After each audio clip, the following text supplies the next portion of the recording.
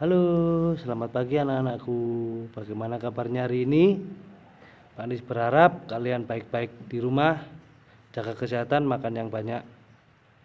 Jangan lupa beristirahat. Pada kesempatan kali ini Pak Anies ingin memaparkan atau menjelaskan tentang kalimat utama. Bagaimana cara menentukan kalimat utama dalam suatu paragraf dan dalam suatu bacaan. Langsung saja, kalimat utama adalah kalimat yang berisi pokok pikiran utama atau ide pokok utama dan menjadi dasar untuk mengembangkan paragraf. Jadi kalimat utama biasanya bersifat umum dan membuat keseluruhan isi dalam suatu paragraf. Kalimat utama tidak selalu berada di awal paragraf, karena gagasan utama bisa berada di akhir juga, atau di tengah, dan kadang muncul bersamaan di awal dan di akhir paragraf. Jadi bisa di awal, bisa di tengah suatu paragraf, dan bisa di akhir, dan bisa muncul dua-duanya, di awal paragraf dan di akhir paragraf. Ciri-ciri kalimat utama. Yang pertama, kalimat utama dapat berisi sendiri dan memiliki arti yang jelas, sehingga tidak dibutuhkan keterangan yang lebih lanjut, baik antar kalimat maupun intra kalimat lainnya. Jadi bisa berdiri sendiri, tidak ada kalimat terusannya, tidak panjang-panjang kalimatnya. Yang kedua, kalimat utama biasanya ada di awal paragraf, namun terkadang berada di akhir paragraf. Biasanya kalau di akhir paragraf, kalimat utama itu ditandai dengan ada kata jadi atau dengan demikian. Itu kalimat utama di akhir paragraf. Biasanya ditandai dengan ada kata jadi dan atau kata dengan demikian. Nah, itu dinamakan kalimat utama.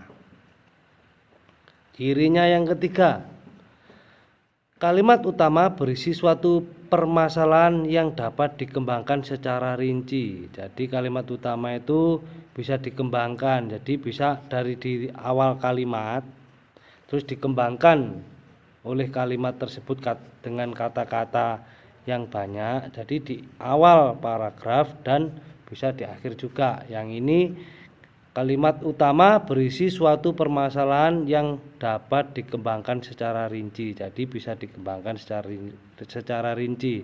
Jadi di awal bisa. Jadi awal dari paragraf itu dikembangkan oleh penulisnya. Jadi bisa di awal dan di akhir. Jadi kalau dikembangkan itu biasanya terletak di awal paragraf. Ciri-ciri yang keempat, ciri-ciri kalimat utama. Kalimat utama merupakan pernyataan yang bersifat umum dan bisa dikembangkan. Jadi sifatnya umum. Contoh, kalimat utama, Rika adalah anak yang rajin. Rika adalah anak yang rajin. Itu kalimat utamanya. Nah, gagasannya awalnya itu dari bisa membuat Rika adalah anak yang rajin, itu dari kata atau gagasan utama yaitu Rika rajin. Dan untuk selanjutnya, untuk membuat paragrafnya atau paragraf selanjutnya dari penulis itu bisa menambahkan kalimat penjelas. Jadi diperpanjang kalimatnya.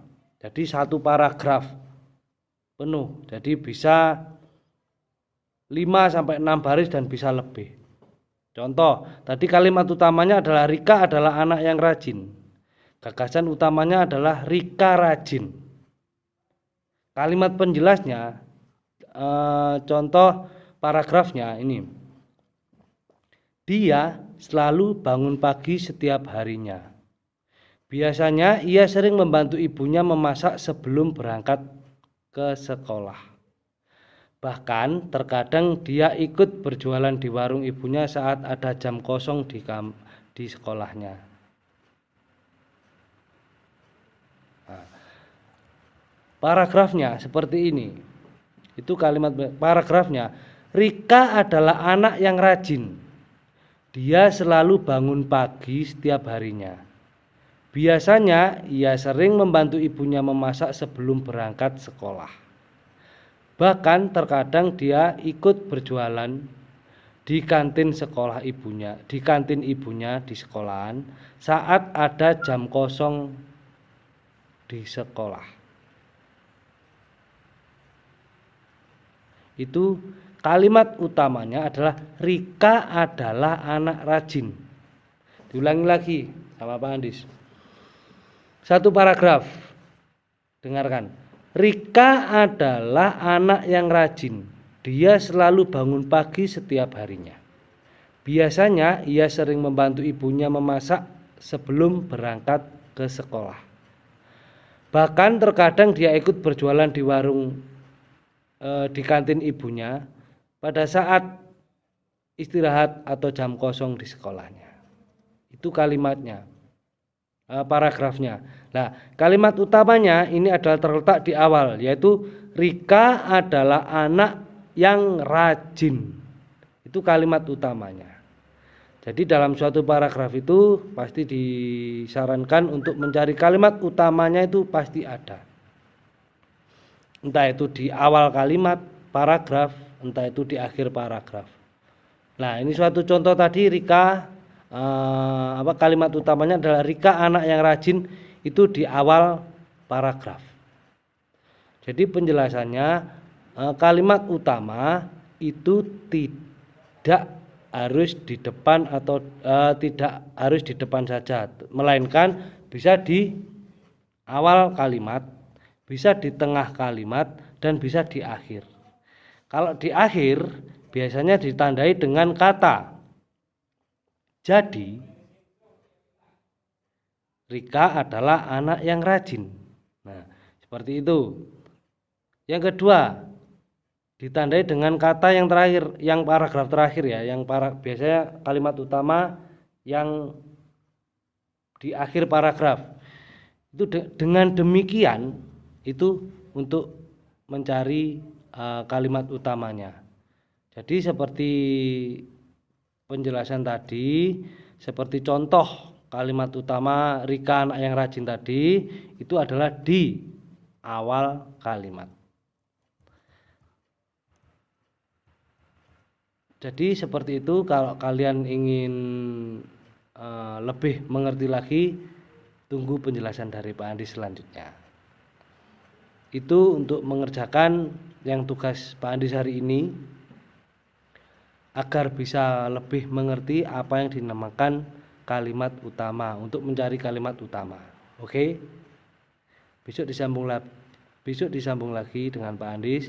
Jangan lupa jaga kesehatan, makan yang banyak, jangan lupa istirahat. Ya, satu lagi, jangan lupa kalau pagi berjemur agar sehat. Oke? Dadah. Selamat mengerjakan.